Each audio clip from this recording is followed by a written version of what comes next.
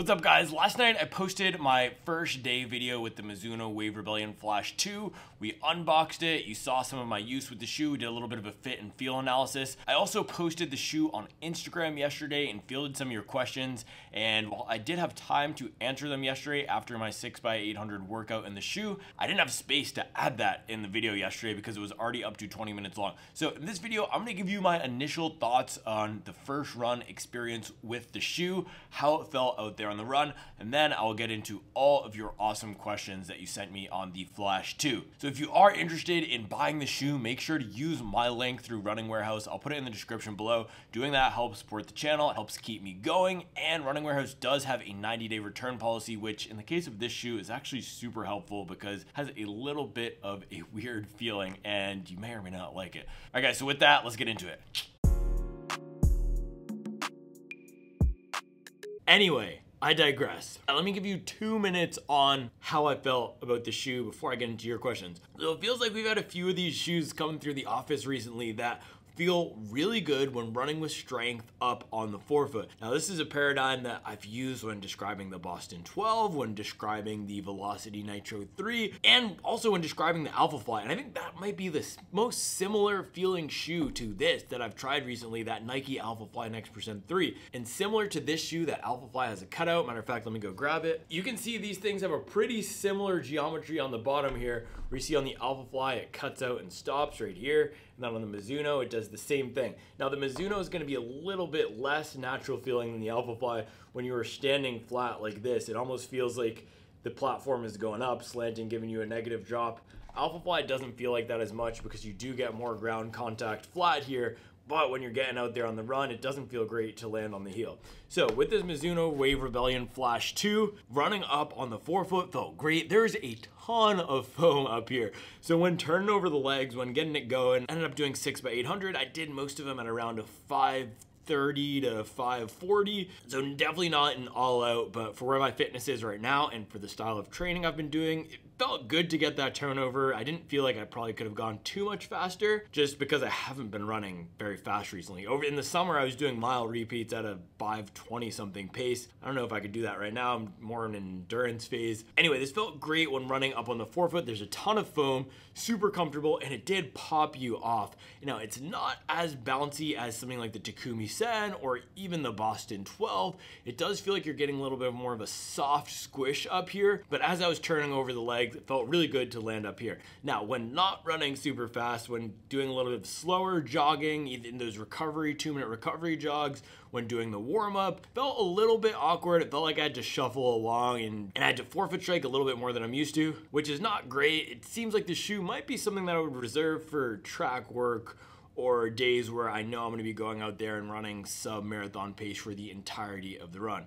So probably not as versatile as some of the other plated trainers out there, at least after the first run, it seems, for my foot strike, but a fast shoe that does feel good to run fast in. Now, one of the benefits that I'm seeing with it is I'm feeling pretty beat up. I did a 14-mile run this morning with most of it at a steady pace. My first 2 miles of that run were around 8:30, then middle 10 were around 6:50, I think 6:53 I set the treadmill, and then last 1.5 to 2, I picked it up to 6:18. So that was a pretty solid effort this morning. I got that Shake Shack in, so I'm not super fresh tonight, but these left my legs feeling pretty fresh and it felt fast and good to turn over my legs with these shoes. So if you're high mileage training, this is a great option for any of those shorter efforts where you're gonna wanna run fast. All right, so with that, 2-minute synopsis of my first workout in the shoe. Let me answer your questions. All right, guys, our friend Jonathan Strange asks about the toe box and the forefoot. So this didn't feel tight for me. I'm a 10.5 and I have relatively standard but American feet, as I like to say. So maybe a little bit wider than some of you guys who can fit in those rocket-like Takumi Sen and Puma shoes. Didn't feel super tight, but it's not gonna be a great wide shoe, especially in that midfoot area. Now, when I was out there on the run, I had no discomfort. I had no hot spots in the shoe. I do think if you're gonna go with this, you can go true to size. If you're a wide-footed runner, maybe you want to size up half a size. I don't believe they're offering this in wide right now, but if you have a standard foot, it should work. Wide foot, I would try to order it from Running Warehouse. Use my link because they have a 90-day return policy. Order it a half size up and see if that works for you. May or may not, depending on how wide your foot is. Alright guys, our guy Riley Maynor asks, are these okay for overpronation? So for me, when I was running in this shoe, I had to be up on my toes more so than any other shoe that I've run in recently because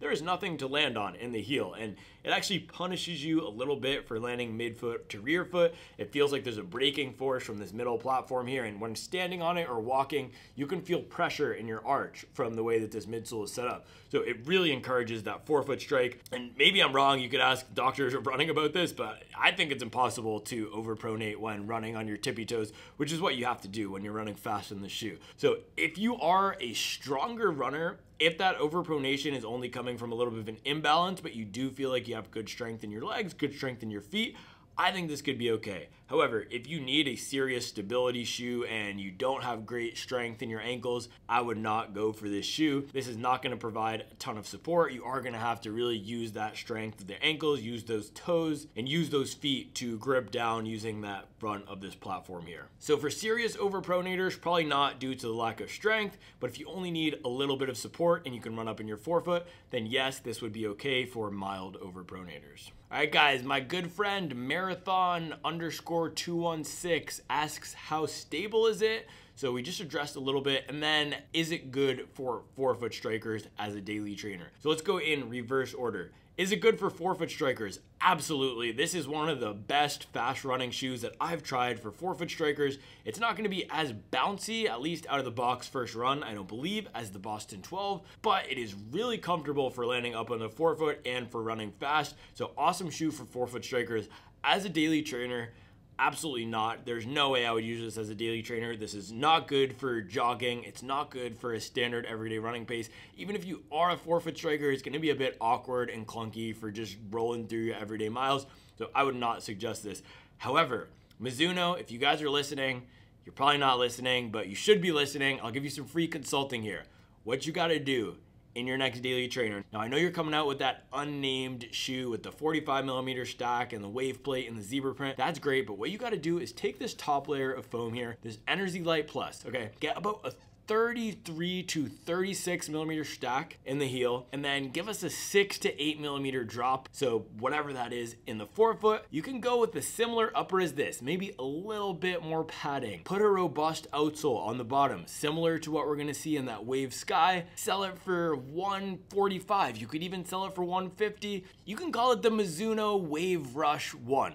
And that thing would fly off the shelves. Give us this nice supercritical foam up at the top here, a nice 100% bed of that, no plate, moderate stack. That thing would absolutely crush. That is the daily trainer that I want to see in 2025. This thing here though, however, my friend Marathon 216, this is not going to be great as a daily trainer. It doesn't feel the most natural out there. You're not going to want to walk in it. You're not going to want to jog in it. For fast days, for tempo days, if you're a forefoot striker, absolutely. But for everyday miles, this is going to be a little bit awkward and clunky. All right, our guy Fabster Run asks, how does the foam compare to all of the others? So on Instagram, I posted the SC Trainer V2, Speed 3, and Boston 12. And he also asks, is this a new contender for the plated trainer segment? And then is the plate stiff or flexible, and how does it feel? So some of these I'm gonna have to get some more miles in to address, but foam is nice and soft. It's not as firm as something like the Boston 12. I'm gonna have to get some more miles in it to see how it evolves and how it does out there on the road. This was a track run, so the track is also gonna be a little bit softer than what I'm used to running on. I don't run on the track all the time, but first run, it felt nice and soft, nice and cushioned when landing up in the forefoot.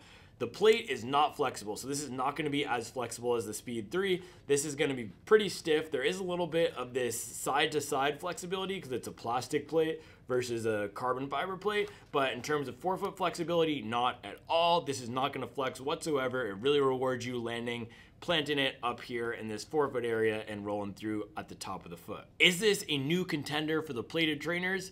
Yes and no. It seems after my first run on this that this has more of a specialized use case than this plated trainer category. And as I was saying to Olaf out there, it's a little bit of a confusing shoe because one of the core benefits of this plated training segment is, hey, you can put the shoe on as you're driving to your run, as you're warming up. You can do your sessions of prescribed pace in it. You can cool down in the shoe. You could drive to the coffee shop in the shoe, go pick the kids up, go home, all in one shoe. That's what the plated training shoe should offer. It combines the daily trainer with the race day shoe. It eliminates the need to have 2 or 3 shoes for one day. This shoe, I'm not so sure about that. You don't want to walk around in it. It feels a little bit awkward for everyday running, so it seems like it's more of a specialized shoe. And at the $170 price point, it's priced in the middle of the plated training segment. So I need to get some more miles in it to see if the specialization, if what it's going after really executes well on it, then it will be a contender for that specific use case. But as of now, it doesn't seem like it's going to be as versatile as we've come to expect from this plated training segment. And as for the rocker, it feels great when landing up in the forefoot. It is a really fun shoe to run in, and I loved how cushioned the foam felt combined with this rocker up front. Now, Fabster, you asked, is this a good Speed 3 replacement? This is a much different shoe from the Speed 3. Speed 3 is easy to run in. It's fun to run in at slower paces. This one, you're gonna have to run fast in it, so I would not compare it to the Speed 3, and I would not consider it a Speed 3 replacement unless you've been using your Speed 3 exclusively for track sessions and fast days. All right, guys, now my friend Spencer Louderback whipping up those cakes on IG. Those look amazing, dude. So he asks, how does the sole geometry compare to other Mizuno running shoes? So unless you've run in the Wave Rebellion Pro, which is their marathon racing shoe, this is going to feel much different and much more aggressive than anything else in the Mizuno line. So a lot of their shoes have a higher drop, so more friendly for relaxed running, for heel strikers. This has a, on paper, 0.5 millimeter drop. It doesn't really mean much of anything drop when it comes to the shoe because you're only going to be using half of the front platform. But what the geometry of this sole does is it forces you to really use this half of the front platform.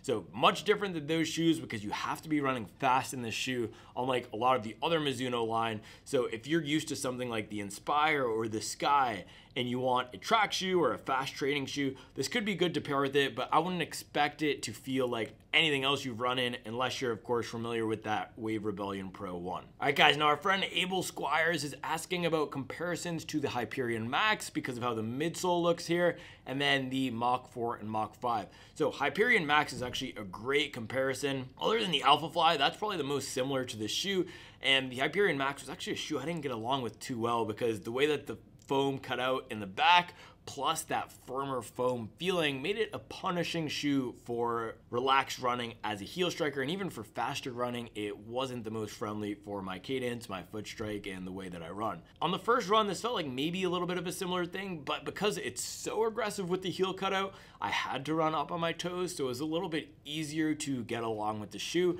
but Hyperion Max is a great comparison. So if you like the Hyperion Max, but you want something a little bit firmer for speed training, this could be a good option. Now, for the Mach 5 comparison, yes, that's also a great comparison with the dual foam. This has that same softer foam up top with the firmer foam below feeling, and the foam on the bottom here actually isn't as firm as what we see in the Mach 5 with that standard EVA, but the plate in here combined with this bottom layer of a little bit softer foam is going to accomplish pretty much the same thing as the Mach 5. So if you're a forefoot striker, I would imagine this feels pretty similar to what the Mach 5 felt like. Mach 5 was one of my favorite shoes of 2023. If we're looking at how I vote with my miles, I put 300 plus on that thing. So this should feel pretty similar, again, if you are a forefoot striker. All right, so my guy Calvin, who I sent the Reebok Float Zigs to, I hope you're enjoying them, dude. He's asking about comparisons to the Boston 12 and Speed 3. So in terms of the foam, this is gonna be in between, not as soft as the Speed 3, not as firm as the Boston 12. I'm gonna have to get some more miles in it to do a really deep comparison on it. But in terms of the spectrum of plated training shoes, where we know the Speed 3 is a little bit friendlier for relaxed running, it's almost a daily trainer, it has a little bit more stability. Overall, just a more forgiving shoe. And then Boston 12 is a little bit harsher, firmer, more aggressive, really designed for fast running, optimized for forefoot striking. This is going to lean closer to that Boston 12 end of the spectrum. We'll have to get some more miles in it to do the full breakdown, but as of now, definitely leaning more to the Boston 12 type character. All right, guys, now finally here, Zachary Ritter, whose comment bullied me into going to the track today when I was tired and could barely finish my Shake Shack, asks, how would this work for track athletes during training? So based on my run today out on the Duke track, this would be an amazing shoe if you're a track athlete and you want something that's gonna be a little bit more protective and comfortable on your body than ripping off some workouts and spikes. I think this might be one of the best track training shoes, at least that I've tried, right up there with the Takumi Sen. Again, a little bit more comfort and cushion. I might even have to do a head-to-head with this and the Takumi Sen because they're pretty similar in spirit in terms of how they performed out there. But Zachary, if you're looking for something for 400 repeats, 800 repeats, mile work, you want something that's going to be a little bit softer on your body, not as harsh as a spike or a flat, this would be a great choice as a track athlete. So I'm gonna have to get 50 miles out of this thing